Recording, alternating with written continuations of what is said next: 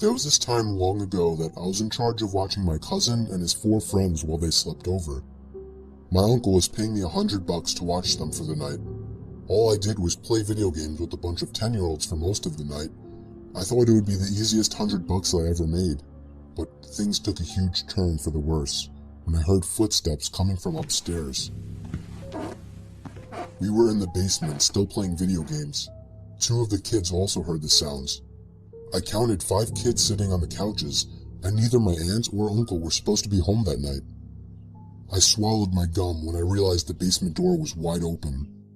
I told them to stay there while I ran upstairs to shut the door. The door didn't have a lock from the inside, only the outside. I called to the kids to hide in the workout room. I shut the TV and all the lights and then followed the kids into the workout room. We listened in the dark as the footsteps approached the basement door, and then the horrible sound of the basement door opening, followed by heavy steps stomping down each stair one by one. One of my cousin's friends were crying. I had to tell them to shut the hell up. I leaned against the door with a chair along with a bunch of barbell weights wedged against it. I listened as the door to the boiler room was opened and a few moments later closed.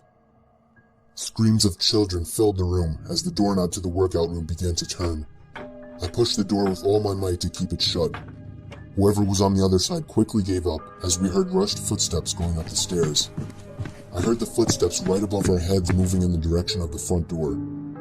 This was before everybody had cell phones, so calling somebody first wasn't an option. I scanned the whole house, finding that the front door had been left open and all the bedrooms upstairs had been trashed. Nobody was in the house, so I called the kids up. A few things had been stolen, but as long as nobody was hurt, we were all happy. It was during a blizzard in Valley Stream. I was getting paid $250 to watch some couple's kid while they went away for the weekend. His name was Matthew. This took place on the first night, which was a Friday night. Matthew was already supposedly asleep, while I was in the living room watching a movie. I got a knock at the door and looked at the clock. It was close to midnight. There was no way I was opening it. Not even 10 seconds later, I heard the sound of 2 or 3 men angrily banging on the door, telling me to open up. It felt like my heart was about to stop. I took a peek through the blinds, and there was somebody standing right on the other side of the window. I fell back in fear, and after managing to get back on my feet, I ran to the kitchen phone first thing to call the police. They said because of the weather, it could take a while for an officer to get here. I was told to take the child and hide somewhere until an officer arrived. They wanted to keep me on the line, but I wasn't thinking clearly in the heat of the moment and hung up. However, it wasn't until I ran through the living room that I realized the banging had stopped. I took a second peek through the living room window. Nobody was there now. I heard the sound of glass shattering from a few rooms over. My knees started to feel weak as I realized they had just broken the window and were about to climb into the house. I had to run and get Matthew. I couldn't just leave without him. Of course, when I got upstairs, there was no time left to run back downstairs, as I already heard footsteps and laughter coming from downstairs. I covered Matthew's mouth with my hand as I ran with him into his toy closet. A few minutes dragged on to what felt like half an hour as we sat there in the dark closet. Matthew began to squeal as footsteps on the carpet reached the outside of his bedroom door. There was more than one person. They came inside. There weren't many places to hide in this room. I was actually reflecting on my whole life, so sure I was gonna die. We heard the sound of a police siren outside, even from in the closet, and then I heard one of the men in the room mutter, "Aw, shit." I opened the door back up as I heard at least 3 pairs of footsteps hurriedly rushing down the stairs. They didn't get far, as the police later found their footprints in the backyard, leading to our shed. There were 5 men in total, and they were all arrested. I was 15 years old, still babysitting since I couldn't get a real job. This was by far the most horrifying experience of my life. Me and this kid I was babysitting, his name was Mike, while taking a walk with his dog through the woods in his backyard. His dog stopped, ears pointed up straight, and paw in the air. The dog started barking, pulling, and going crazy. He noticed something, and we were nervous that it was a black bear, so I told Mike to turn around and walk back to the house. I struggled to pull the dog in the other direction, and then I noticed what he was barking at. Beyond a big tree was some guy just standing there, staring up at me. I yelled out, asking to him if he needed something, and with that, he turned around and walked off. I was genuinely freaked the fuck out. The dog calmed down at this point, so walking back was easier for a few minutes, until yet again, the dog started freaking out about something behind us. I couldn't see what it was, but I was worried it was the same guy as before, and that he might have been following me. I was tempted to unleash the dog on this guy, but that seemed like a bad idea. I didn't look back for the rest of the way back to the house, but the dog continued to bark and pull. I did the best I could to run, or at least walk fast. I made sure for a good half hour that we weren't followed to the house, checking every window and door routinely. I thought it was safe to eventually play Mario Kart with Mike and forget about what happened, but my worst fear came true when right outside the window in the patio, I heard the sound of one of the toy buckets falling over. Turning on the patio light, I could see that a green bucket full of beach toys and balls had been knocked over. There was no way some small animal could do that. The dog was once again going crazy, barking at something. I told Mike to get me his dad's hunting rifle.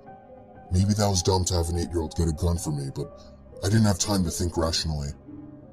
There continued to be strange noises coming from all around the outside of the house. There was some taps on the windows, chimes being pushed, things falling over, but I eventually caught a glimpse of him through one of the windows. He was walking past until he noticed me and stopped.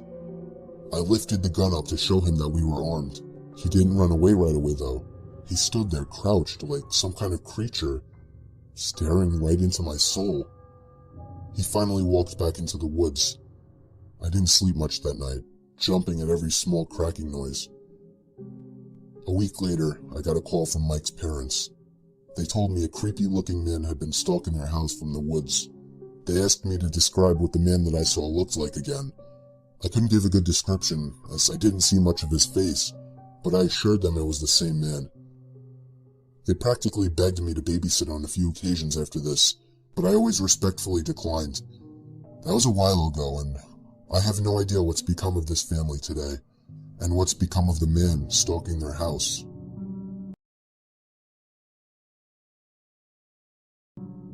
I would frequently babysit back between the ages of 15 and 18. I lived close to a relatively wealthy area where people were more generous in terms of pay. There was never a shortage of need for babysitters either, so I made a decent amount of money. I've definitely had to take care of some stranger kids, but this one takes the prize. Right from the moment I met Michael, he seemed really quiet and weird. He was 12 years old too, which some might argue is more than old enough to be home alone, but maybe not overnight. They needed me to stay overnight. His parents told me he could be a bit strange sometimes and may need some extra attention. I didn't really need to do much though. In the room that I would be sleeping in was a huge toy closet, big enough to fit a big Lego play table with a bunch of Legos and other toys sitting on top of it. Michael was up there for most of his time building with Legos and other toys. I didn't really spy on him too much, I just let him do his own thing. But I heard him constantly talking in there, as if someone were with him, not play talking. I could only assume he had some kind of problems, and that's what his parents were hinting at. He came down eventually to eat some of the leftovers in the fridge, but then went right back up to his closet. It wasn't until I finally told him it was time to go to sleep that he left the closet. I just wanted to go to sleep myself. Sometime in the middle of the night, I woke up to sounds coming from the closet. Sounds of toys, like Legos. I called out to Michael to go to sleep. The sound stopped. The light wasn't on in the closet, so I was confused as to how the hell he could be playing in the dark. I went over to open the closet and turn the light on. Michael didn't seem to be in there. I dismissed the noises. I wasn't a paranoid person. I fell back asleep. I'd say an hour later, I woke up to partial brightness in the room. The closet light was on, but the door was shut. I called Michael's name again. I was pissed now. I saw the outlines of feet at the bottom of the closet door, and then heard a little giggle as if Michael were messing with me.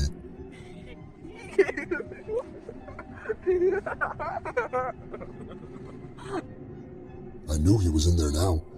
I marched over and threw open the door, and literally fell back in horror when nobody at all was in there. Where the two outlines of feet were, there was nothing now. I felt a pain in my chest from the fear. I ran to Michael's room to find him asleep in his bed. I locked his door and laid down on his floor. Just being next to another person made me feel a little safer. I fell asleep on the floor, and when the parents returned the next day, I decided to keep quiet about what I witnessed. I say what I witnessed because I know what happened. I got paid and left, and never had to worry about it again. Of course, it still sends chills up my spine thinking about it, and I still have no idea what to believe.